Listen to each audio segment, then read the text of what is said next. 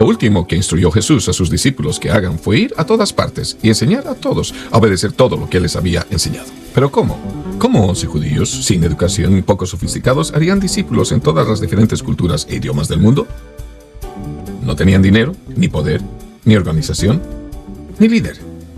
Y para empeorar las cosas, eran marginados en su propia sociedad y religión. Los discípulos parecían no tener nada y sin embargo lo cambiaron todo. Lo que sí tenían era una experiencia con Jesús que cambió sus vidas, una disposición a simplemente obedecer, el poder del Espíritu Santo. Oh sí, y muchos contactos. Lo que hoy llamamos una red social. Esto es lo que sucedió.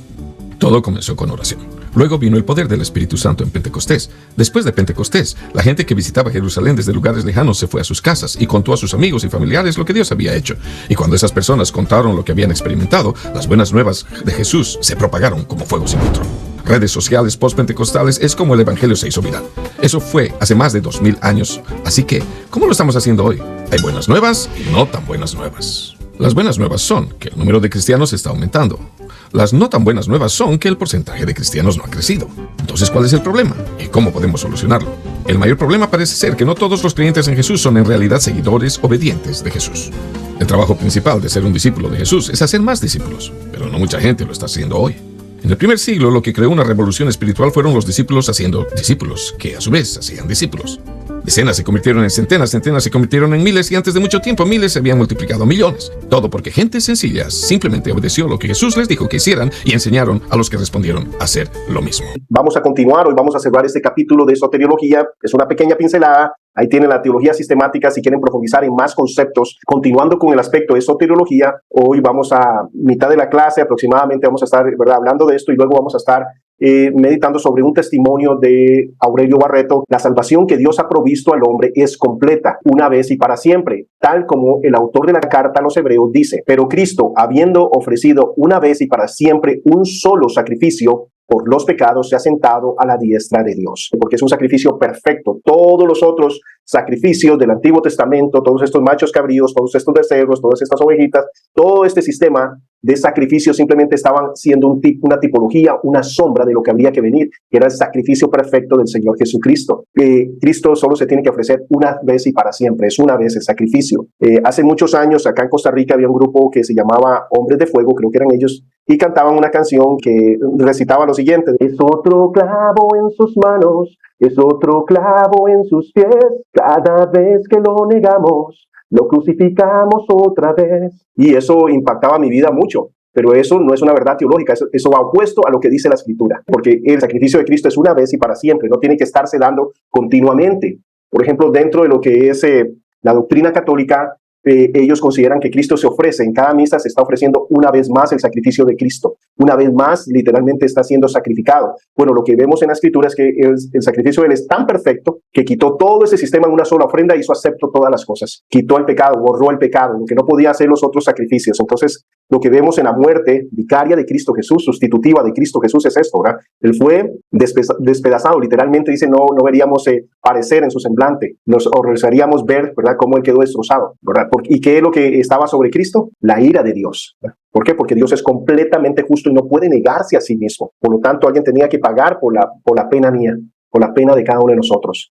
Y ese fue Cristo Jesús en la cruz del Calvario. Anteriormente a esto, ¿verdad?, lo que se hacía por la expiación, para pagar el precio, eran sacrificios. Antes de la cruz, el método de expiación que Dios había dejado era el sacrificio de machos cabríos con el fin de que la sangre de ellos no quitara, pero cubriera el pecado, como un escudo protector. La ira de Dios venía y eso era como un escudo, el hecho que como que pasaba por alto, ¿verdad?, sobre nosotros la ira de Dios, producto que esa sangre de ese animal inocente estaba cubriendo nuestra falta. Así es como se cubrían los pecados. Pero una vez Cristo se ofreció como el sacrificio perfecto y ya no hay necesidad de ofrecer más sacrificios, ¿verdad? Una vez que Cristo se ofrece, ya está consumada, está satisfecha la justicia de Dios. De hecho, dice que el Padre se deleitó en el sacrificio. Y suena, ¿verdad?, contradictorio en el hecho que cómo va a estar contento o agradado con ver a su hijo despedazado en una cruz. Y es lo que está diciendo es que tuvo, ¿verdad? La justicia de él fue satisfecha, la perfección que se necesitaba fue satisfecha en la cruz del Calvario. Anteriormente, Hebreos 10, del 3 al 10, nos recuenta cómo, ¿verdad? Todos los años tenía que cubrir esto, pero no era suficiente. Esto no es lo que Dios estaba esperando. Esto simplemente, ¿verdad? Era como un placebo o como un esperar, ¿verdad? Un cubrir, esperando el gran día donde el pecado iba a ser quitado, donde la justicia de Dios iba a ser satisfecha. Dice, pero en estos sacrificios cada año se hace memoria de los pecados, porque la sangre de los toros y de los machos cabríos no puede quitar los pecados, no puede quitar los pecados. Por lo cual, entrando en el mundo, dice, sacrificio y ofrenda no quisiste, mas me preparaste un cuerpo. Y ya está hablando acerca de la encarnación de nuestro Señor Jesucristo. Holocausto y expiaciones por el pecado no te agradaron. Entonces dije, he aquí que vengo, oh Dios, para hacer tu voluntad, como en el rollo del libro que está escrito de mí, diciendo, primero, sacrificio, ofrenda y holocausto y expiaciones por el pecado no quisiste ni te agradaron. Las cosas que se ofrecen según la ley. La ley requería esto. La única forma de poder no estar bajo la ira de Dios era ofrecer un sacrificio sustitutivo. El sacerdote, las personas ponían las manos en representación del pueblo, ponían las manos sobre un cordero que tenía que ser primogénito, que tenía que no tener defectos, que tenía que ser perfecto en todo aspecto, sin mancha, representando a Jesucristo completamente santo, sin pecado. Y eso es lo que representaba este animal. Estaba a un lado, ahí temblando, y en medio de eso, ¿verdad? El sacerdote ponía sus manos representando al pueblo y transfería la culpa sobre el animal. Entonces, al poner las manos sobre este pequeño becerro, ¿verdad? Él ponía las manos sobre, ¿verdad?, el corderito inocente, y al hacer eso le estaba pasando la culpa. Era como lavarse las manos. En ese momento, él quedaba sin culpa, ¿verdad? Era cubierto el pecado, y ese animal inmediatamente era degollado. Su sangre se vertía por todo lado, ¿verdad?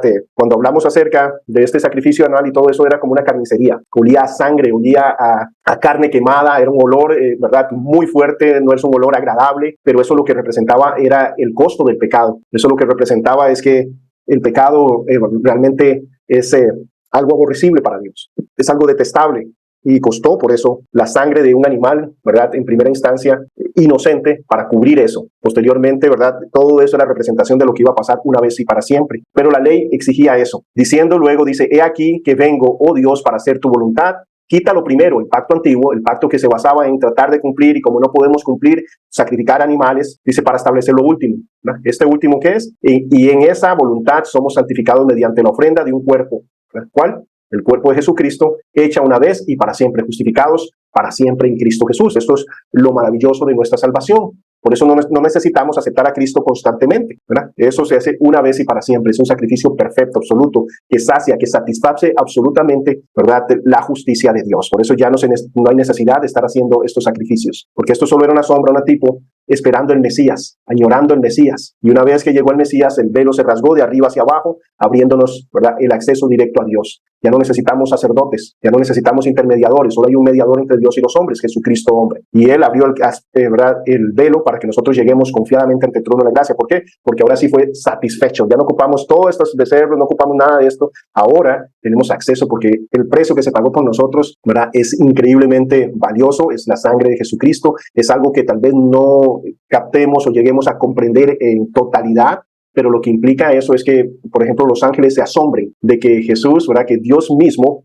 vaya a morir por alguien como nosotros en una cruz. ¿Cómo es esto posible? Ahora no habla de uno, sino habla de la calidad de Dios que tenemos, de su misericordia, de su grandeza. Y los ángeles podrían hasta ponerse celosos, por decir de alguna forma, de que eso no se da por un ser tan glorioso como un ángel, ¿verdad? Porque los ángeles y arcángeles, vemos un solo ángel, ¿verdad?, matando a miles de hombres en una misión de parte de Dios. Ahora, o sea, el poder y la grandeza y la belleza de un ángel es increíble. Pero la dicha de nosotros de que no solamente, ¿verdad?, es un aspecto de tener paz con Dios, es que nos ha hecho sus hijos y nos da una herencia en los cielos. Y esto es algo que, no podemos, ¿verdad?, dimensionar muchas veces. Por tanto, dice, el hombre es salvo por medio de la fe en el sacrificio de Cristo, el cual es suficiente para perdonar nuestros pecados. Ahora bien, esta salvación bendita opera en 3 tiempos: pasado, presente y futuro. Entonces vamos a verlo desde una perspectiva humana, pero en Dios, ¿verdad?, todo ocurre, ¿verdad?, en un tiempo. Dios preparó esto desde antes de la fundación del mundo. No es el plan B, como, Israel me rechazó, entonces agarremos a todos los gentiles. No, siempre la simiente iba a ser para todas las naciones, ¿verdad? Siempre la simiente que representa, la simiente de Abraham, que iba a ser, ¿verdad?, de la mujer, ¿verdad?, que representaba, ¿verdad?, propiamente a Jesucristo. Esa simiente en Cristo iban a ser benditas todas las naciones, es lo que dice, no solo un pueblo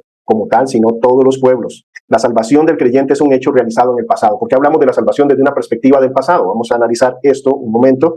Recordemos, amartiología es un aspecto de, propiamente acá, soteriología es un aspecto de lo que es teológicamente el aspecto de la salvación. En la Biblia encontramos pasajes que nos enseñan que la salvación que Dios ha operado en nosotros es un hecho que ocurrió en el pasado. Romanos 8 del 29 al 30 dice lo siguiente: porque a los que antes conoció, también los predestinó para que fuesen hechos conforme a la imagen de su Hijo, para que Él sea el primogénito entre muchos hermanos. Y a los que predestinó, a estos también llamó. Y a los que llamó, a estos también justificó. Y a los que justificó, a estos también glorificó. Y acá vemos aspectos de lo que son las provisiones de la salvación, como vamos a mirar la redención, la justificación, etcétera. Pero acá se nos habla acerca de lo que este pasaje son de esos pasajes que a veces las formas de interpretarlo humanos dividen la iglesia. No propiamente el pasaje, sino la forma en que yo quiero expresar esto. La semántica es la forma en que yo lo miro, la forma en que yo lo entiendo, la forma en que yo lo expreso, el aspecto de la salvación. La salvación debe unificarnos. Hay algo que une a toda la cristiandad y es el hecho que la salvación es por gracia, por medio de la fe. ¿Cuál es el aspecto? ¿Cómo funciona eso? Es cuando nosotros hablamos de dos escuelas diferentes, como es el calvinismo y el armenianismo. Esos dos puntos extremos que muchas veces han dividido la iglesia. Y cuando yo miro, ¿verdad?, la escritura, yo digo, yo no estoy en ningún punto ni en el otro. Miro dos cosas acá importantes. Veo la seguridad de la salvación, veo la responsabilidad humana, etcétera. Y cuando uno profundiza en estos puntos de vista, va a ver que uno no puede estar de acuerdo en todo lo que ellos dicen. Ahora, es una forma de interpretación del pasaje. Por ejemplo, desde la perspectiva calvinista, ellos dirían, habla de predestinación. Predestinar algo es predestino, o sea que ya el destino de nosotros está marcado. Nosotros creemos en eso. Dios conoce nuestro futuro, ¿verdad?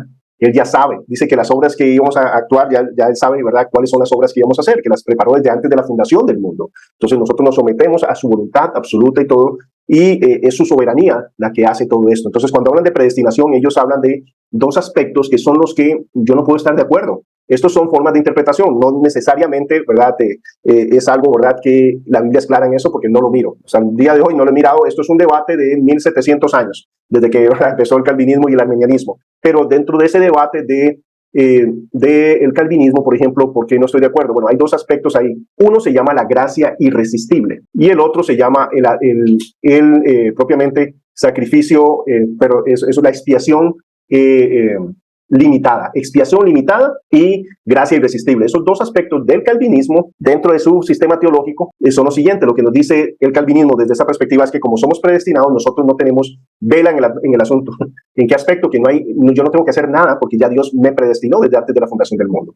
Entonces, desde esa perspectiva no es mi responsabilidad. Yo no tengo absolutamente nada que ver en mi salvación, en lo más mínimo. Ni siquiera tengo que recibirla, porque para ellos, dentro de ese aspecto de la gracia irresistible, es que como Dios ya decidió salvarnos, entonces usted no puede resistirse a eso. Ya Dios determinó quién va a ser salvo, y obviamente si escogió a algunos, el calvinismo, propiamente Juan Calvino hubiera dicho, no, Dios es soberano, es perfecto y es justo, y decidió, ¿verdad?, este va a ser salvado, este no, en su sola soberanía, sabiendo que Él es soberano. Ahora, el calvinismo moderno no lo pone de esa forma. El calvinismo moderno lo expone desde esta perspectiva. Todos somos pecadores, ¿cierto? Como todos somos pecadores, Dios decidió salvar a algunos. En su soberanía decidió salvar a algunos, pero no es injusto con aquellos que no son salvos. ¿Por qué no es justo? ¿Por qué no es injusto? Porque son pecadores y merecen la muerte. Entonces, esa es la forma del calvinismo. Ahora, cuando yo analizo la Biblia, yo no miro eso. Yo no miro un determinismo desde esa perspectiva. Porque, por ejemplo, ¿cómo aplica este pasaje un armenianista? Bueno, empecemos a leer. ¿Qué dice? Porque a los que antes conoció, o sea, ginosco. La palabra ahí en griego es ginosco. Ginosco es conocer por experiencia personal. Este ginosco se usa también como para hablar de intimidad entre un hombre y una mujer. Está hablando de un conocer profundamente. Entonces, dice, porque a los que antes conoció, como Dios ya sabía que íbamos a determinar nosotros en la libertad que nos ha dado, en su omnisciencia, omnisapiencia, sabiendo que va a determinar nosotros, ya Él sabía que íbamos a ser nosotros, nos creó sabiendo que nosotros íbamos a ser salvos, predestinados para eso, ¿verdad? Entonces, la predestinación es una doctrina bíblica, es la forma en que se expone propiamente, ¿verdad?, la divergencia ahí. Entonces, Dios, ¿verdad?, en su omnisciencia sabía, y en virtud de que Él sabía que yo iba a responder afirmativamente al Evangelio, que Él hizo absolutamente toda la obra salvífica, es la obra de Dios, solo habla de la grandeza de Dios, absolutamente nada de mí. Entonces, hay otro elemento, ¿verdad? Entonces, dentro del calvinismo, cuando habla acerca de gracia irresistible, es que yo no me puedo negar a esa salvación. Nadie puede negarse, eso se llama gracia irresistible. Ahora, gracia es dar lo que usted no merece, ¿verdad? Pero si te lo doy aunque usted no quiera, eso no sería un regalo, ¿cierto? Si le digo, no, tome. No, es que no tome, ya le di, eso no es gracia, ¿verdad? Eso no es un regalo. Dice que es un regalo porque por gracia sois salvos por medio de la fe, por gracia. Y esto es un don de Dios, no por obras para que nadie se gloríe. Entonces es un regalo. En ese otro caso sería un dictamen, ¿verdad? Dios dice y punto. El hombre no tiene opinión, no puede negarse a la gracia irresistible. Yo no miro eso, ¿verdad? Yo no miro eso en la escritura, pero esa es la forma en que ellos hablan dentro del calvinismo. Porque ellos piensan que si usted ejercita la fe, que es dada por Dios, ¿verdad? La fe que Dios ha puesto y que Dios trabaja en cada uno de nosotros para poder responder a la fe. Dios está trabajando en nuestras vidas y trabaja con problemas, trabaja con dificultades, trabaja con un montón de cosas a nuestro alrededor para quebrar nuestro corazón y que podamos escucharlo, ¿verdad? Eso está claro, ¿verdad? El ser humano no busca a Dios, Dios es el que se encuentra con uno, Dios siempre está ahí trabajando a nuestro alrededor, pero dentro de lo que ellos hablan, entonces yo no podría resistirme. Ahora, yo no veo eso en la Biblia, veo pasajes donde ellos se resisten, veo donde Dios dice, la voluntad mía, ¿cuál es? Que todos procedan al arrepentimiento. Yo miro eso, ¿verdad? Él mismo dice eso. ¿Recuerdan Jesús que le dijo al pueblo de Israel? ¿Cuántas veces te quise juntar como la gallina junta sus pollitos? Y no quisiste, se están resistiendo. Luego nos habla de aquellos que han resistido al Espíritu Santo. Entonces yo miro eso. Ahora, para ellos esto no es así. Entonces tengo muchos pasajes que tendría, para poder aceptar eso, tendría que buscar una explicación que hasta el día de hoy no la encuentro, a menos que tenga ya una idea prefija. Por otro lado, ¿verdad?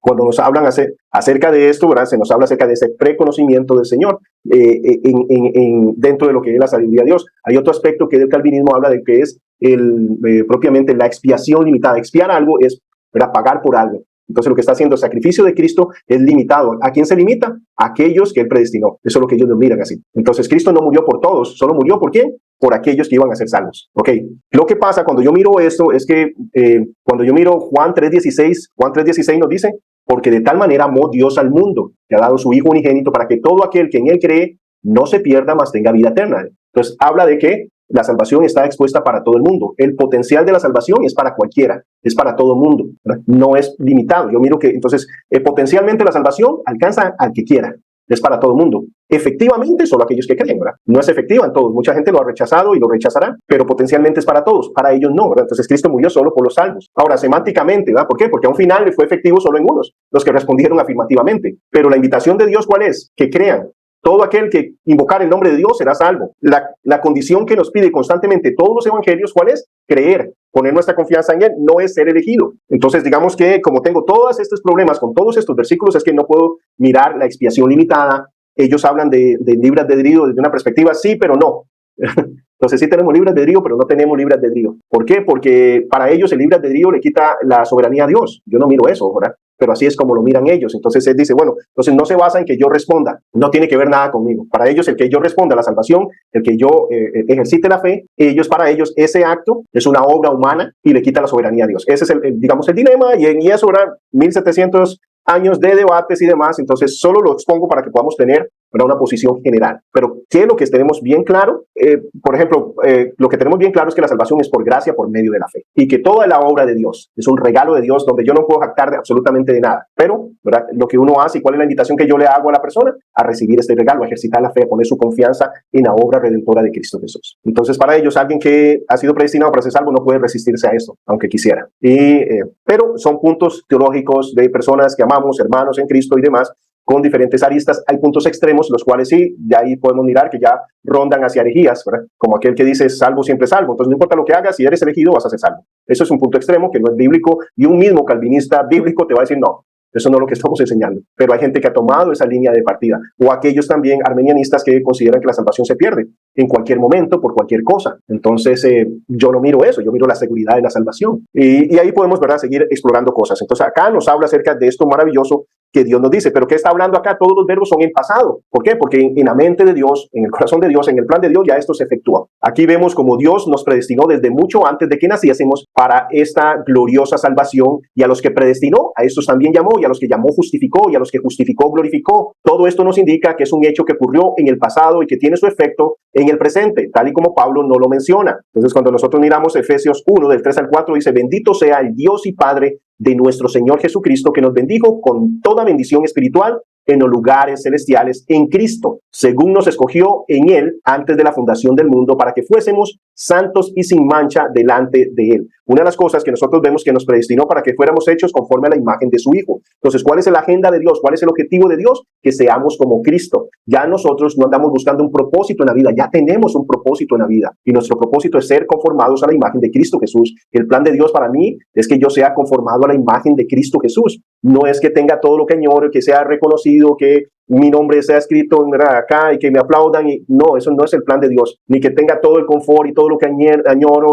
No, el plan de Dios es formar a Cristo Jesús. Lo que Él quiere es premiarme, pero en serio, en los cielos, algo por la eternidad, que lleve gloria y honra a su nombre, que entienda que ahora yo soy un hijo de Él, eres una hija de Dios. Entonces, por lo tal, ya nuestros valores cambian. El domingo estuve predicando en una iglesia, me habían invitado a una que quería ir y mi hija tenía una obra de teatro, entonces por lo tanto no le dije, ¿verdad?, a la persona, al pastor, ¿verdad?, de don Oscar, no voy a poder llegar, ¿verdad?, por esto y esto, tengo que ir a la obra. Y una semana antes también recibí otra llamada desde California, ¿verdad?, diciéndome, Víctor, ¿está listo para el domingo, verdad? Yo, como para el domingo, ¿verdad? Si yo fui para la obra de mi hija. Y me dijo, es que hace 3 meses me había comprometido para ir a enseñar en una iglesia y no me acordaba. Por dicha, por el horario, entonces pude enseñar y luego, ¿verdad?, que correr y pude ver la obra, ¿verdad?, en la que participó mi hija para el Día del Padre. Entonces fue, bueno, pero en medio de eso hablé acerca de lo glorioso que de nosotros como hijos de Dios, del privilegio de eso, que todos podemos hablar, aunque tengamos padres, ¿verdad?, que nos hayan fallado acá, o no tuvimos un padre, o como en mi caso, ¿verdad?, me crié solo en ese aspecto. Sin importar eso, tenemos un Padre Celestial increíble y maravilloso y glorioso.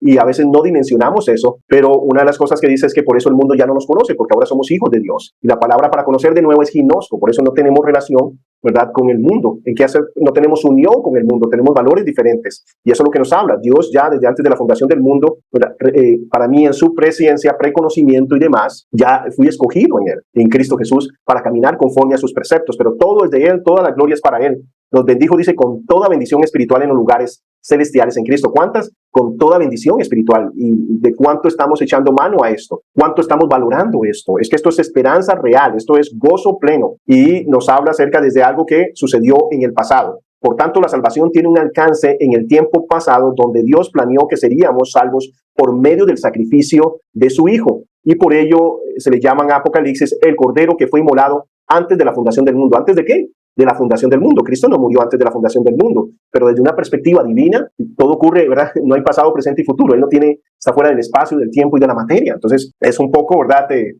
Acá la idea, lo que quiere revelarnos el Señor por encima de su soberanía y grandeza y gloria, es el hecho es que esto no es un plan B. Uy, me rechazaron los judíos, vamos a ver a quién salvo, ¿eh? Vamos a salvar a los gentiles. No, ya Dios siempre había planificado todo esto. Por lo tanto, ¿verdad?, en Dios ya esto ocurrió. En Dios dice que nos ve sentados a nosotros en lugares celestiales. Apocalipsis 13:8 dice, y le adoraron los moradores de la tierra cuyos nombres no estaban escritos en el libro de la vida del Cordero que fue inmolado desde el principio del mundo. Entonces, desde el principio del mundo ya en Dios estaba estipulado. Acá cuando dice que le adoraron los que no estaban escritos, porque cuando vemos ese pasaje que dice que toda rodilla se va a doblar y que toda lengua va a confesar que Jesucristo es Señor, eso va a ocurrir como juicio, es una señal de juicio. Nadie se va a poder resistir a cuando Él se revele como tal, y todos van a caer ante su majestuosidad, ante su maravilla, ante su poder. Todos van a caer y ahí todo el mundo, ¿verdad?, va a doblar rodillas y va a reconocer que Él es Señor, pero va a ser muy tarde. El tiempo de doblar rodillas y reconocer su señorío es ahorita en la tierra. Es el tiempo de arrepentirnos y vivir y recibir esa gracia, ese regalo que Dios nos da. Pero nos habla de esa grandeza, pero nos habla de que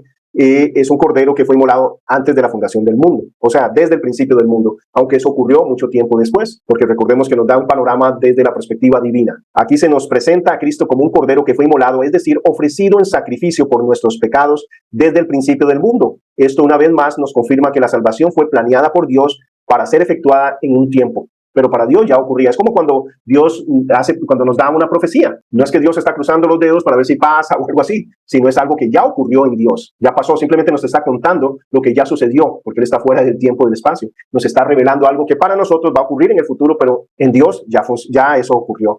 La salvación es para que se crea ahora. Entonces vemos en el pasado, porque siempre fue el plan de Dios para la humanidad, desde antes que existiera la humanidad, ya Dios tenía un plan redentor para la humanidad. Es cierto que la salvación del creyente es un hecho consumado en el pasado, pero también es un hecho que es un don que se ofrece al hombre en el tiempo presente. Esta salvación actúa liberándonos del yugo del pecado, porque el pecado no se enseñoreará de vosotros, pues no estáis bajo la ley, sino bajo la gracia. Ahora no estamos bajo el dominio, bajo el control, bajo el yugo del pecado, sino que Cristo pagó por la pena del pecado y ahora podemos vivir en libertad. Hay otro pasaje que nos habla, y ese es el balance de las Escrituras, ¿verdad? Porque hay otro pasaje que dice que no se enseñorea el pecado sobre nosotros, que no reine el pecado en nuestro cuerpo mortal. Entonces nos habla acerca también de nuestra responsabilidad en ese sentido. Y ahí es donde yo empiezo con confusiones cuando, ¿verdad?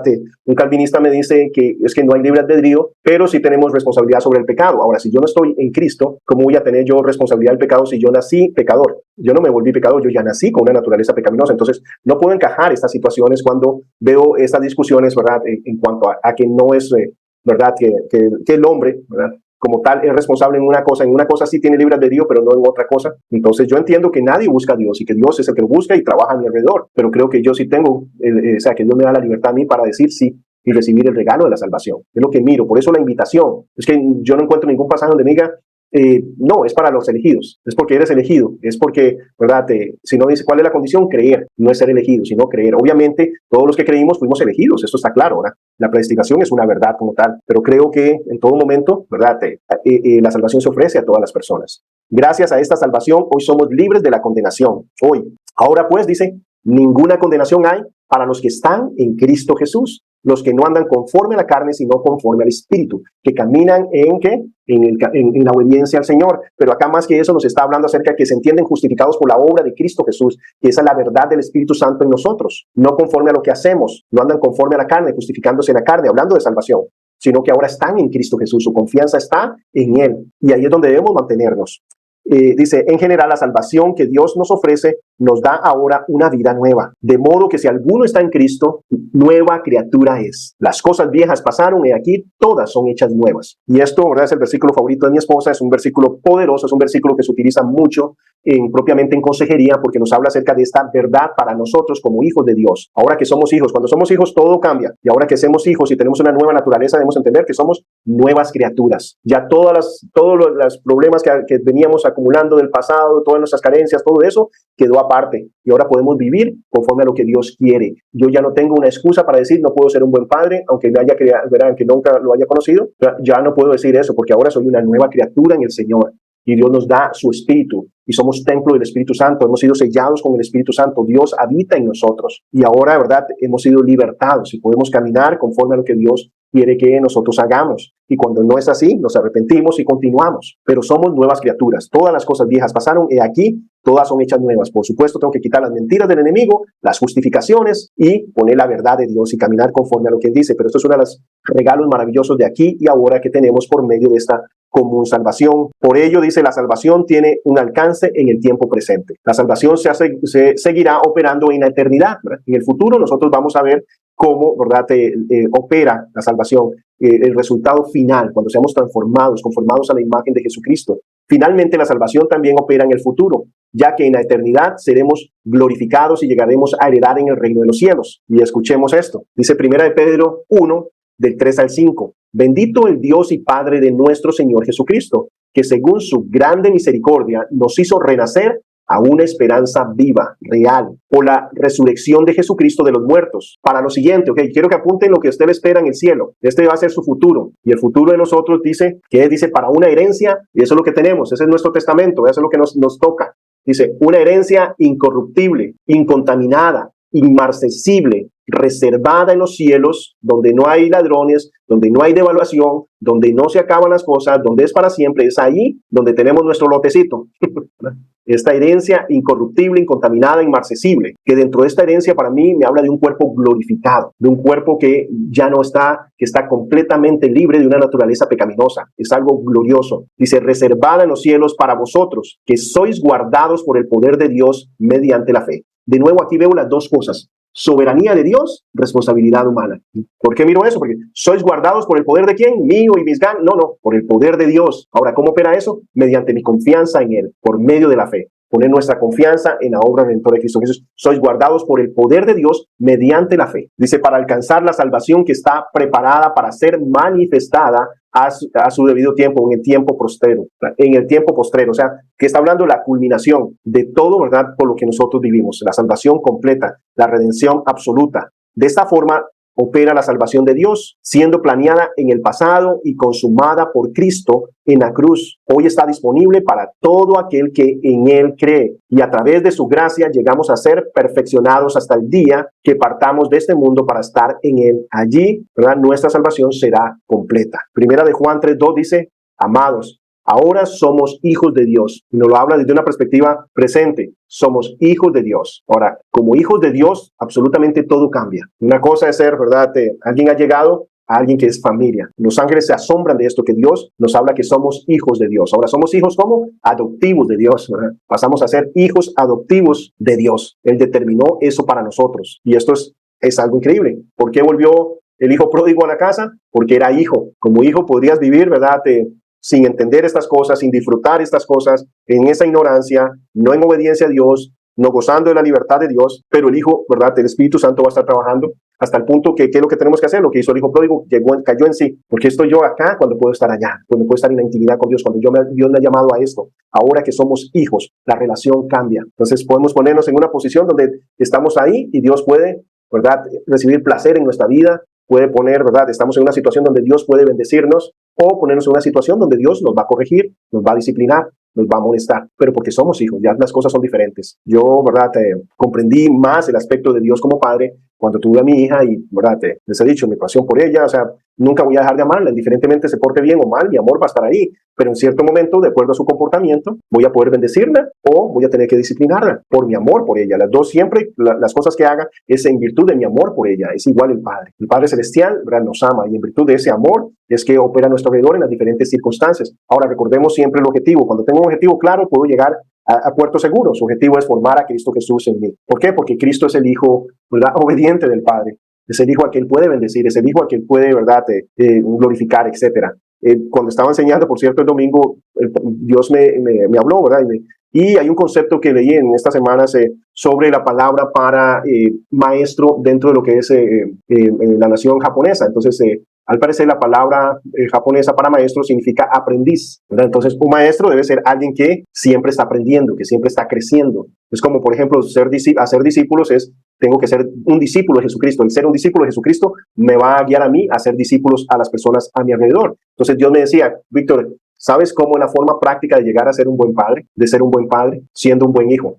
Si eres un buen hijo, vas a ser un buen padre, un buen hijo mío. ¿Verdad? Ser un buen hijo de Dios nos hace mejores padres, madres, etcétera. Pero es el hecho es el contrario de este mundo, ¿verdad? Entonces, si quieres crecer, ¿verdad? Humíllate, muere a ti mismo. Ahora que somos hijos, wow, tenemos esta intimidad con Dios. Ahora tenemos este acceso a Dios. Dice, aún no se ha manifestado lo que hemos de ser, pero sabemos que cuando Él se manifieste, escuchen, seremos semejantes a Él. Esto es lo que dice el Señor. Esto es lo que dice el Espíritu Santo. Seremos semejantes a Cristo. No iguales, semejantes.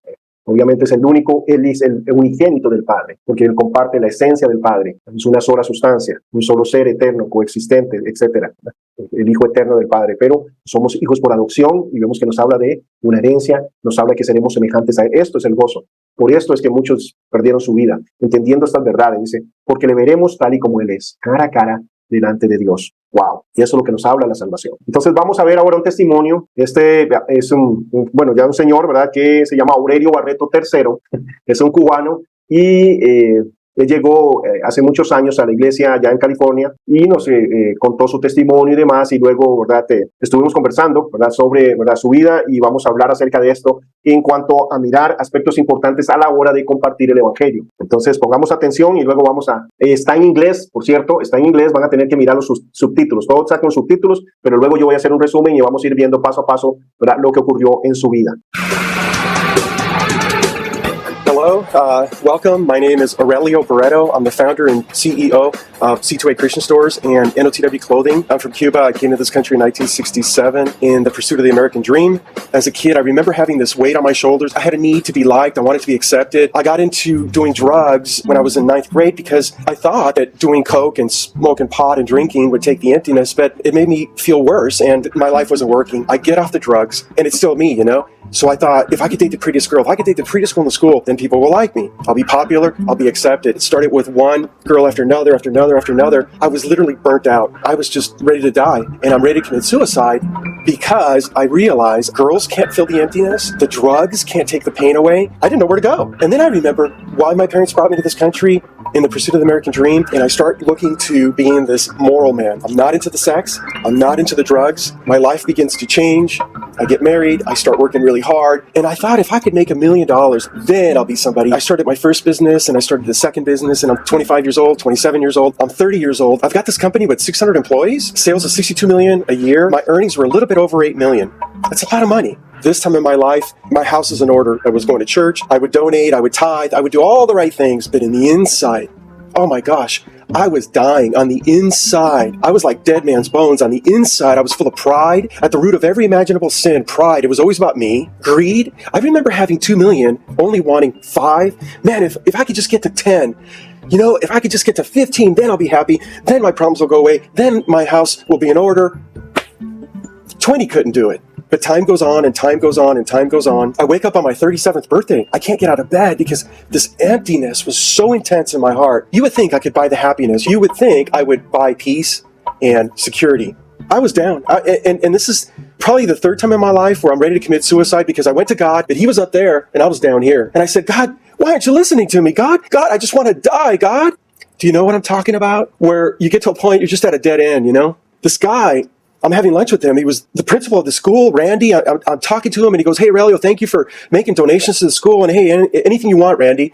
But this guy, man, he looks at me straight in the eyes and he says, hey, I get the feeling there's something missing in your life. And these emotions started coming over me. I said, yeah, I don't have peace. I feel emptiness. Randy just looks at me and goes, man, I'm so sorry. This was the first time anyone had ever asked me, how are you? Where's God? I have no idea. He said, Aurelio, you don't know Jesus, do you? And I said, well, other than he's the son of God, no, I don't. He said, that God calls us to be perfect. And I said, yeah, I'm not perfect. What about you? And he says, well, I'm not perfect either. We're both sinful people, whether it's a bad thought in your head, whether you've lied, whether you've taken something that doesn't belong to you. Sin is sin. The penalty is hell. What? What about you? No, Aurelio, when I die, I'm going straight to heaven. And I was like, wait a second, we're both sinful people. Nobody's perfect. But why are you going to heaven, man? Why am I going to hell? It's Jesus. And that day, he shared Jesus with me. That day was the first day in my life at age 38 now that I understood that this man named Jesus went up on the cross to die for my sin. I didn't deserve it. I couldn't earn it, but it was grace. And here's the thing, if you're walking around right now thinking that you're saved and thinking that your works are going to get you into heaven, going to church is not going to do anything more than wearing a Christian t-shirt. What gets you into heaven is when you say, God, I need you. God, forgive me of my sin. God, I place my faith and trust in your Son, Jesus Christ. Repent. In the last 6 months, I've gone through the worst time in my life. My business was just tanked. My bank accounts have all dwindled. My family has been attacked severely. On the outside, my house is not in order. So what do? I say, Jesus, I just believe you like a baby, like a child. In the last 6 months, in spite of the outside being messed up, the inside, it's been full of peace. I've had joy I can't even describe to you. Why? Because I say, Jesus, I don't understand when you're going to fix things. I don't know how you do it, but I know you do. That's faith. All right. God bless you guys, and God loves you. Thanks for listening, okay? Love you. Bye-bye. Wow.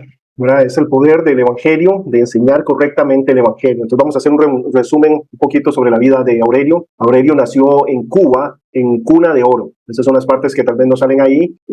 Entra el comunismo a Cuba y entonces ellos inmigran a los Estados Unidos. Para él fue muy doloroso mirar toda esta situación, ¿verdad? Porque mirar a su madre limpiando baños cuando ellos tenían sirvientes en Cuba fue algo muy, muy fuerte. Y él empieza a buscar su propósito en la vida. Miramos lo que nos decía, que nos predestinó para ser hechos conforme a la imagen de su Hijo. Para nosotros tenemos un propósito en nuestra vida. Dios puso eso en nuestro corazón. Dios tiene un propósito para nosotros y es ser más y más como Cristo Jesús, ser conformados a la imagen. Pero si usted no está en Cristo, si usted no ha nacido de nuevo, usted anda buscando un propósito en la vida, usted anda buscando una razón de ser. Aurelio empezó a buscar esta razón de ser en las drogas, probó una y otra y nada de eso lo satisfizo. Luego empezó a andar con mujeres, trató de ser popular, de ser el alma a la fiesta, hacer todo esto, y todas estas cosas a un final lo único que dejan es un vacío.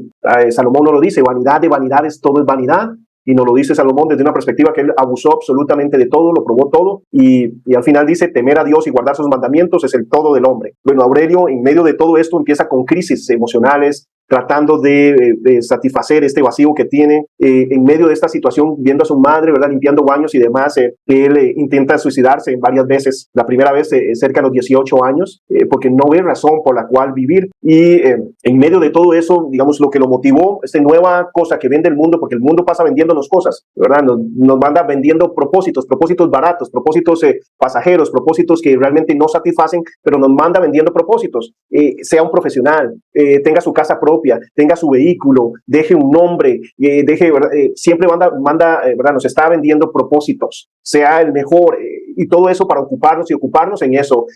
Todos los años propóngase ser el hombre más esbelto que hay, ¿verdad? Baje de peso y el próximo año, ¿verdad? Va a tener que cambiar, etcétera, etcétera. Entonces, con este montón de basura que el mundo nos ataca para dar sentido a nuestras vidas, él está buscando eso. Y entonces él dice, bueno, la razón por la cual estamos en los Estados Unidos era para buscar el sueño americano, para poder volver a eso. Entonces empieza a hacer negocios y le va muy bien, y su meta era tener, ¿verdad?, $1 millón para cierta edad, pero luego con creces, ¿verdad? Le hizo $2 millones con su primera empresa, vende esta empresa, empieza una empresa muy, muy grande que se llama Dog Igloo. Entonces son estas casitas de perro. Estas casas de perro, él fue el que diseñó esto con otro socio, y esto hizo que la compañía creciera increíblemente, hasta el punto que generaba, aquí dice 60, eran $62 millones al año, las ventas que tenía él. Tenía 600 empleados, tenía presencia en ventas en 42 países del mundo, y libres le quedaban a él $8 millones al año. Y en medio de eso aún seguía con esta insatisfacción.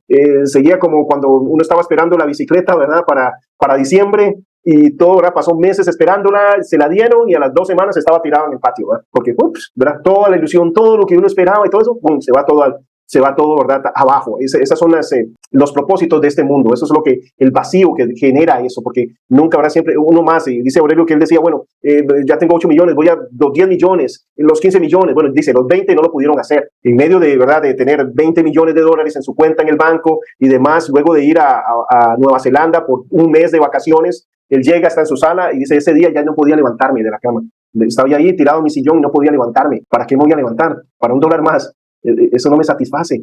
Y está en medio de toda esa crisis, y en medio de todo eso, ¿verdad? Él tenía un sueño, y el sueño era tener un Porsche. Un Porsche vale alrededor de $200 a $300,000. Es un carro ¿verdad?, es un carrazo, ¿verdad?, y todo lo demás. Entonces el sueño era agarrar ese vehículo y manejar por Pacific Coast Highway. Esa es una calle en el sur de California que va a la orilla de toda la costa. Entonces usted va manejando y usted va viendo los paisajes increíbles, va viendo el océano, el sol, el atardecer. Eso es algo muy, muy, muy bonito. En medio de eso él está en su Porsche, ¿verdad?, manejándolo, tratando de nuevo llenar ese vacío. Pero como a mí me pasó con la bicicleta, a él le pasó con el Porsche, nunca vino el boom, nunca vino ese wow, ¿verdad?, pagando ese carro en efectivo y todo lo demás, y nunca vino el boom. Siguió, ¿verdad?, con esta situación.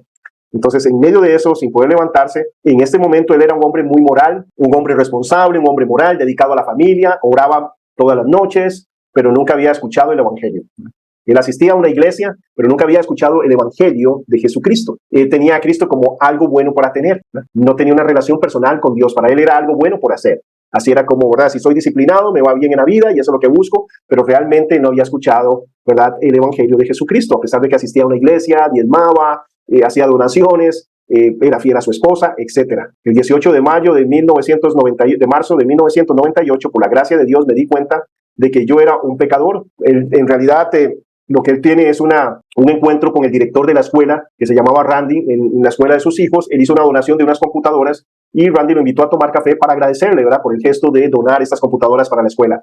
Randy, ¿verdad?, es el director del colegio y es cristiano, y se junta con Aurelio, están conversando. En medio de la conversación, Randy hace algo que es fundamental, y es mirar a los ojos de la persona. ¿Recuerdan lo que hablamos de que la persona más importante es la que tenemos al frente? Darle el tiempo a escuchar verdaderamente. Bueno, Randy hizo eso. Lo miró y notó algo en Aurelio. Y eso es el Espíritu Santo revelando algo. Y se le quedó viendo y le dijo, ¿estás bien, Aurelio? ¿Cómo estás? No, ¿cómo estás? No, tú, ¿cómo estás? Randy yo creo que fue tan sorprendido, como era más sorprendido que cualquiera, cuando lo ve desboronarse en ese momento. Y Aurelio cuenta, es la primera persona que me dijo cómo estoy. No sé si a ustedes les pasará, pero compartir el evangelio con personas que lo tienen todo es como difícil, ¿verdad? Es más fácil, por ejemplo, con alguien que está en drogas, que está en problemas, que está en situaciones, dificultades, uno se puede relacionar y puede tocar el tema para ser mejor, pero alguien que para uno está mejor que uno, en el sentido que era moral, asistía y tenía todo, entre comillas, para estar bien, y también lo que uno a veces en nuestra carnalidad añora, cómo, ¿verdad?, le compartes el evangelio. Bueno, acá hay cosas, Randy hizo cosas importantes que tenemos que ver como pautas a la hora de compartir el evangelio, y es interesarse en la persona por encima de lo que se mira exteriormente, ¿verdad? No juzgar, de verdad, el libro por la carátula, dicen en Estados Unidos. Lo que estoy hablando es lo que hacía Jesús. ¿Qué hacía Jesús? Miraba el corazón, miraba lo más adentro de la persona. Entonces realmente Randy hizo lo que uno tiene que hacer al compartir el evangelio, es interesarse en el alma, interesarse en la persona. Y de esa forma, ¿verdad?, Randy lo expone a los mandamientos y le dice, ¿verdad?, Aurelio, ¿verdad?, alguna vez has robado, etcétera, etcétera. Entonces que Aurelio empezó a mirar que él, o sea, ok, entonces me estás diciendo, bueno, soy orgulloso, tengo celos, tengo egoísmo, ¿verdad?, etcétera, etcétera. Y nadie es perfecto, todos fallamos, sí, estamos en esa situación. Tú también, Randy, sí, yo también. Yo también fallo, yo también peco. Entonces, ¿qué es lo que me dices? Bueno, vas a ser juzgado por los 10 mandamientos, vas a ir al infierno. Bueno, sí, soy culpable, iría al infierno, en serio. ¿Y tú? ¿A dónde irías? Igual, ¿no estás en la misma situación? No, yo iría directo al cielo. Entonces él dice, ¿cómo vas a ir directo al cielo si me estás diciendo que estás en la misma situación de imperfección que yo tengo? No es perfecto, solo el perfecto iría al cielo. Entonces es que es Jesucristo. Y le habló de la necesidad de un Salvador.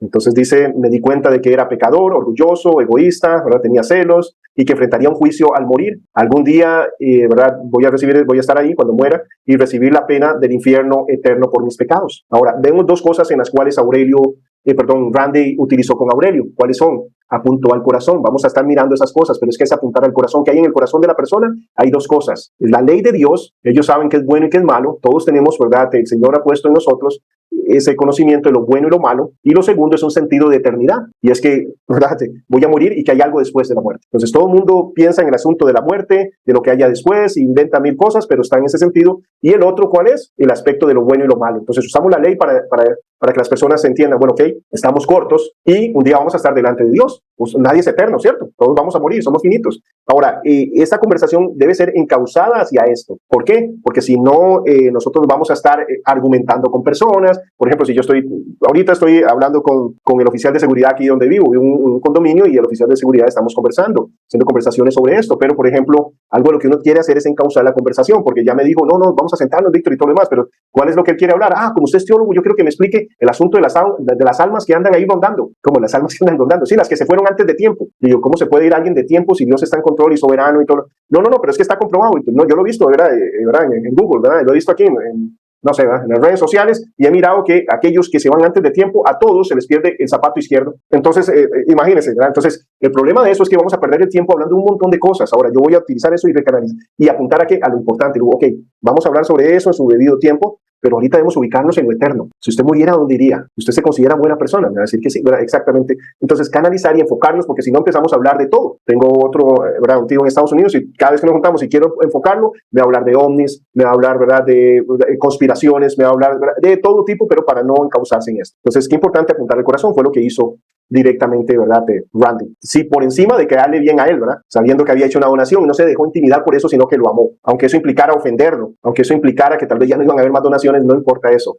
Ayer, por ejemplo, una compañera nos estuvo hablando acerca de que cómo el Señor estaba hablando acerca que le hablara a 2 clientes que ella tenía. Entonces, a eso ella decía, no, eran homosexuales. Entonces, ella decía, no quiero hablarle porque me voy a quedar sin ventas, me voy a quedar sin clientes, decía. Entonces, pero dice que el Espíritu fue muy, ¿verdad?, hey, háblale.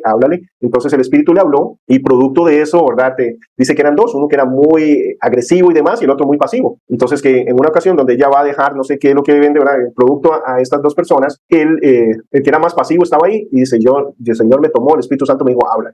Y le hablé y todo lo demás. Dice que listo, ¿verdad? Se vino y no se arrepintió, no sé, ¿verdad?, nada más, y me hacía preguntas, yo le contestaba y listo, ¿verdad? Yo me vine. Dice que como a las 2 semanas lo llamó el otro, ¿verdad?, la pareja, ¿verdad?, y bravísimo diciendo, ¿cómo se le ocurre? Estamos en un colocho y todos los problemas, por favor, nunca más me vuelva a hablar de eso. Y tú, no, al otro, ¿verdad?, que no nos hable a ninguno de los dos, por favor, estamos aquí en una problemática y todo lo demás. Entonces, la afectación de la palabra de Dios, donde fue ahí. Entonces dice, después de ahí, ¿verdad?, ahora envían a ampliar, recoger las cosas. Pero yo sé que Dios está trabajando en eso, ¿verdad? Dios está haciendo la obra en ese sentido. Pero qué importante, ¿verdad?, ser obediente al Espíritu y, ¿verdad?, hablar a pesar de, ¿verdad?, pero tiene que haber hay un valor en eso, hay que romper ciertas cosas, lo que yo hablaba con ustedes, ¿verdad? Hay cosas que nosotros también por nuestra formación tenemos que quebrar ese temor, esto y lo otro, y con pasión, con amor hacia la otra persona, compartir el evangelio por amor a la otra persona. Y no entrar en discusiones de esto y del otro, ¿verdad?, hablar de María y ¿verdad?, no sé, de la idolatría. No, enfoquémonos en lo importante que es, el problema no es ese. El problema no es su alcoholismo, su problema no es su infidelidad, su problema es que está muerto espiritualmente. Dice que la labor del Espíritu Santo en este mundo, ¿cuál es? Convencer al mundo ¿de qué? De pecado. No dice de pecados en el sentido general, sino que de pecado por cuanto no creen en mí. Entonces, específicamente, lo primero es lo primero. No tratemos de maquillar muertos, ¿verdad? Tenemos que ver el milagro de la salvación, ofrecer, ¿verdad?, en Cristo Jesús, y va a ser ya la obra del Espíritu Santo que ocurra el milagro de la regeneración en esta persona. Dice, finalmente me di cuenta de que necesitaba a Jesús. Claro que no podía trabajar mi camino al cielo, pues como un simple mortal hombre me dirigía directamente al infierno sin un Salvador, ¿verdad? Esta es la convicción que genera la ley de Dios, la palabra de Dios. Entender que no podemos por nuestros propios medios. Entonces me arrepentí, me alejé de mis pecados, recibí a Jesús en mi corazón como mi Señor y como mi Salvador. Mi vida comenzó a cambiar de vivir egocéntricamente para vivir centrado en Dios. Una de las cosas que cuenta Aurelio, ¿verdad?, es cómo, ¿verdad?, a partir de ahí empezó a experimentar, ¿verdad?, paz interna, la que nunca había tenido antes, ¿verdad? Esa paz y ese gozo que solo produce el encontrarse en Dios, el ser adoptado como sus hijos, el ser regenerado, el nacer de nuevo. Pero dice, pero todo lo demás se desmoronó. Los negocios se estancaron, se vaciaron las cuentas, perdí dinero, mi familia fue atacada, enfermedades y todo eso. Ahora imagínense qué importante lo que en algún momento Randy le habló de que su vida iba a ser mejor, que se iban a acabar los problemas, de que, ¿verdad?, él les puso claramente un asunto espiritual, ¿verdad?, porque la salvación es un aspecto espiritual. Ahora abarca todo lo demás, pero eso es un resultado de conforme al plan de Dios, conforme al propósito de Dios, según, ¿verdad?, la agenda de Dios y no la nuestra. Entonces todo lo demás es extra, pero vemos la importancia de compartir el evangelio. Entonces cuando todo esto empezó a pasar, él no se asustó y dijo, ey, usted me dijo que iba a ser mejor. No, él entendía de qué se trataba. Entonces en medio de eso dice, bueno, ¿sabes qué? Me toca como un bebé que soy espiritualmente confiar en papá. Dije, hágase tu voluntad, Señor. Yo no puedo, dice, y empezó a experimentar ese gozo y esa paz que no tenía. Algo importante que no se contó ahí es el testimonio de Aurelio. Una vez que él viene a Cristo Jesús, lo que pasa es que él llega y llama a uno de sus socios, a su mejor amigo, un socio que tenía por más de 10 años. Entonces él llega y lo llama y le dice, ¿verdad?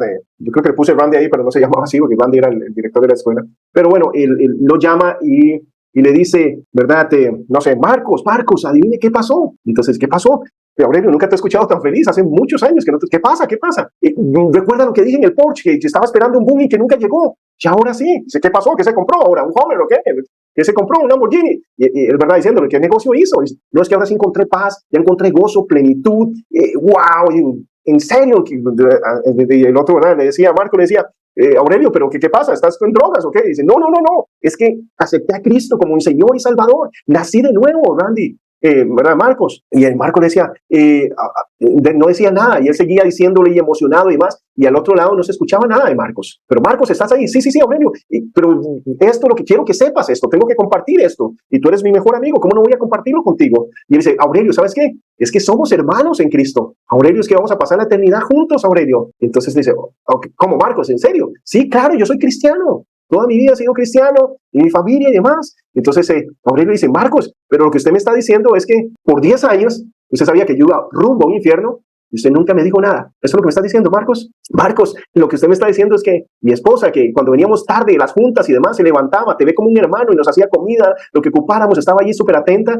Tú sabías que mi esposa iba rumbo a un infierno y nunca le dijiste nada. Marcos, lo que usted me está diciendo es que mis hijos que te llaman tío, que te ven como un tío, que quieren estar ahí contigo siempre y demás, tú sabías que ellos iban a un infierno eterno, por siempre y para siempre, y nunca le dijiste nada. Eso es lo que me está diciendo, Marcos. Usted no es mi amigo. Y colgó el teléfono. Wow, que no nos pase a nosotros, ¿verdad? Que no nos pase a nosotros. Tal vez ya no tenemos, con esto lo que quiero es entender, ¿verdad? Y ¿verdad?, enfocar en el aspecto de la importancia de compartir el evangelio.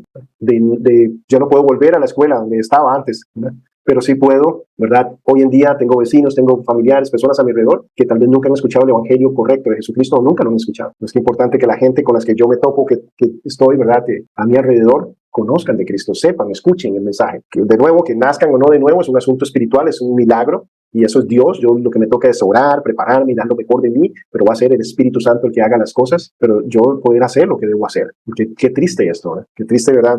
Nunca hablar a las personas a nuestro alrededor, sabiendo la importancia de esto. Que primero que hizo Aurelio fue hablarle a él, ¿verdad?, inmediatamente. Entonces, una vez después de esto, ¿verdad?, que de esta situación con Aurelio, ¿verdad? Y luego, ¿verdad? Hay otro socio de Aurelio. Pasan los años, Aurelio, ¿verdad? Camina, ¿verdad? En el Señor y demás, y sigue ahí tratando de salir, ¿verdad? Con los negocios y todo esto. Y luego lo llama un socio de él. Y este socio, ¿verdad? Le dice, es una persona muy mayor, ellos se iban a ver en un restaurante y Aurelio, ¿verdad? Cuando va de camino al restaurante para encontrarse con este socio ya mayor y demás, el Espíritu Santo le dice, háblale de mí. Entonces Aurelio, ¿verdad? Se queda así, dice, pero es que es un lugar público, ¿verdad? Y siente que el Espíritu Santo le está diciendo, háblale de mí. Pero mira, señores, que tal vez no comprenden, ¿verdad? Pero mira, es un lugar público. Lo que pasa es que estas cosas tuyas son maravillosas y es lo mejor que me ha pasado y nunca cambiaría nada por esto. Esto es grandioso y glorioso, pero una persona que no tiene a Cristo se va a sentir incómodo que estemos hablando de Dios ahí. ¿Sí? ¿Por qué? Porque es un lugar público, hay gente ahí. Realmente yo no quiero que el enemigo venga y distraiga esta conversación. Es muy seria, ¿verdad? Esta conversación, el Espíritu Santo le decía, háblale de mí. Dice, es que esta conversación es muy seria y por lo tanto yo lo que quiero, ¿verdad? Es buscar el lugar ideal. No ahí, yo no quiero las distracciones, darle tiempo al enemigo, darle espacio al enemigo, no quiero que el enemigo se meta y lo distraiga y que él se sienta mal. Entonces, ya sé, voy a hacer algo mejor. Lo que voy a hacer es que la próxima semana lo llamo a mi casa, voy a hacer una carne asada, vamos a tener un buen tiempo, en un lugar tranquilo los dos, vamos a tener una buena conversación. Durante toda esta semana yo voy a estar orando para que el Espíritu Santo esté trabajando en la vida de él, para que esté trabajando en mi vida y le voy a exponer el plan de Dios mejor, ¿verdad? Entonces, ¿qué está haciendo Aurelio? Siguiendo su camino y no el camino de Dios. Tiene un mejor plan que el plan de Dios. Pero ¿qué le decía al Espíritu Santo? Háblale de mí. Al final no le habló de él. Esa semana se convirtió en 1 mes, 2 meses, 3 meses. Él andaba viajando y todo lo demás. A los 3 meses él vuelve y estando ahí, ¿verdad? En su casa, recuerda el compromiso y todo lo demás. Pero en eso llega una llamada de la esposa de su amigo, de este socio. Entonces, Aurelio, ocupo que vengas para que hablemos de algo muy serio. Ocupo que estés acá. Entonces Aurelio dice, no, yo estaba por llamarlo. Yo estaba por llamarte, ¿verdad? Llamar a tu esposo y todo lo demás. Ya estoy ahí. Entonces Aurelio se monta en su vehículo, ya está listo, llega ahí a la casa, toca la puerta y sale la esposa y la ve llorando. Y entonces le dice a Aurelio, ¿qué pasó? Dice, se nos fue. ¿Cómo se nos fue? ¿Qué estás hablando? Dice, ya, mi esposo murió. ¿Qué? ¿Cómo es posible? Si estaba muy bien, si lo acabo de ver hace 3 meses, estaba muy bien, si venía a invitar a una carne asada y todo. Sí, mira, si yo te estoy hablando y estoy así un poco tranquila es porque estamos en shock. Él se enfermó en 1 semana y en 1 semana murió. Y todavía estamos en shock y demás, pero ya no está acá. ¿Saben qué se le vino a Aurelio en la mente? Recordó a su amigo Marcos que no le compartió el evangelio, que no hizo lo que tenía que hacer. Él dice, wow, yo hice lo mismo, ¿verdad? Yo hice lo mismo. ¿Saben qué? Nunca más va a volver a pasar eso. Y eso marcó la vida de Aurelio de una vez, ¿verdad? En adelante. Entonces, inmediatamente él empezó, como era un empresario, a gestionar cosas de cómo hablarle a las personas de Cristo Jesús y alcanzarlos para Cristo Jesús. Y él empezó un negocio que son unas tiendas que se llaman C2A de Colosenses 28, ¿verdad? De 1.28 y habla acerca, ¿verdad? De cómo estas tiendas, ¿verdad? Tienen las camisetas y todo lo demás, tienen logos específicos que son de evangelismo muy impactantes, que te ayudan para hacer conversaciones, porque la camiseta es muy impactante y muy moderna y demás. Entonces con eso dices, es una conversación que yo empiezo para hablarles de Cristo Jesús. Entonces más de 11 tiendas, cuando llegas a la tienda oran por ti, te presentan el plan de salvación. Solo son, ¿verdad? Cristianos con llamados evangelísticos los que trabajan en estas tiendas. Cuando llega una señora oran por ella y si no oran por sus hijos y demás, pero están en esa relación. Y empezó a hacer videos como este y a viajar por todo Estados Unidos impartiendo el evangelio, porque dice, nunca más se va a ir alguien sin que yo, ¿verdad?, le hable de Cristo Jesús. Entonces para mí es un testimonio fuerte, ¿verdad? Ese ser, pero cambió esta decisión, esta situación cambió su vida, ¿verdad? Qué importante que nosotros no tengamos que experimentar algo así para cambiar, ¿verdad?, nuestro destino, ¿verdad?, en cuanto a aprovechar los tiempos. Siempre que usted escuche una voz que le diga, habla de Cristo, habla de mí, no va a ser ni la carne ni Satanás, ¿verdad? Ese es el Señor y debemos estar preparados constantemente y vencer cualquier temor, cualquier situación para nosotros caminar en eso. El lunes que yo estaba preparando la clase, mientras yo estoy preparando una clase teórica acerca de evangelismo, por ejemplo, mi hija me sorprendió de la mañana haciendo unos papelitos de papi, ayúdeme. Y empezó, ¿yo qué estar haciendo? O sea, era una invitación para que ella y 2 amiguitas más iban a ir a un parque acá. Iban a hacer una obra de teatro ahí, invitar a la gente alrededor para hablarles de Cristo, pero lo más natural, ¿verdad?, del mundo. Entonces, mientras yo estoy dando una clase teórica, ella estaba compartiendo el evangelio por medio de hacer una obra de teatro con otras 2 niñas, todas tienen 9 años y 8, y entre ellas 3 hicieron una obra. Obviamente está, ¿verdad?, mi esposa y la mamá de ellas, y dando tratados, invitando a Cristo, ¿verdad?, pero normal, natural. Entonces, Dios se llama a eso, ¿verdad?, a compartir, a hacer luz y ser santo. Entonces, ojalá que no nos pase, ¿verdad?, que tengamos una experiencia así como la que sucedió, ¿verdad?, con Aurelio, para reafirmar, pero no sé si, ¿verdad?, usted está hablando a todas las personas a su alrededor, pues estamos compartiendo, es pedirle al Espíritu Santo que nos guíe en todas estas conversaciones. No sé si alguien quiere, ¿verdad?, tiene algo que aportar en cuanto a esto. La semana pasada, por ejemplo, en cuanto a esto mismo, se estuvo hablando acerca, ¿verdad?, de el aprovechar los tiempos y de que algo importante es esto, ¿verdad? Hay personas que no quieren y nos dicen, no quiero que me digas, ya no me hables más. Entonces uno respeta eso también, ¿verdad? Uno se mantiene en oración. También otro compañero que fue misionero, no sé si era en Libia, un país, ¿verdad? De la 1040, que está en la clase de los martes, y él estaba expresando cómo, ¿verdad? Trabajando con un muchacho que, ¿verdad? Dice, a veces es tener paciencia, ¿verdad? Bueno, se convirtió, de hecho, él volvió de este viaje misionero y quedó alguien más allá en Libia, y este compañero, ¿verdad? Y fue el amigo de ellos que estaba allá, el que, ¿verdad? Recogió el fruto. Entonces pasaron como 3 años, pero esta persona que ellos estaban orando y demás, vino a Cristo Jesús. Entonces, no cerrar la puerta desde una perspectiva de estar increpando a la gente y cerrando y cayendo mal a la gente, sino que puedan percibir nuestro amor hacia ellos y no usar el evangelismo para estar discutiendo, sino para apoyar, para amar, ¿verdad? Desde esa perspectiva que la persona entienda eso, pero que pongamos claramente el plan de salvación.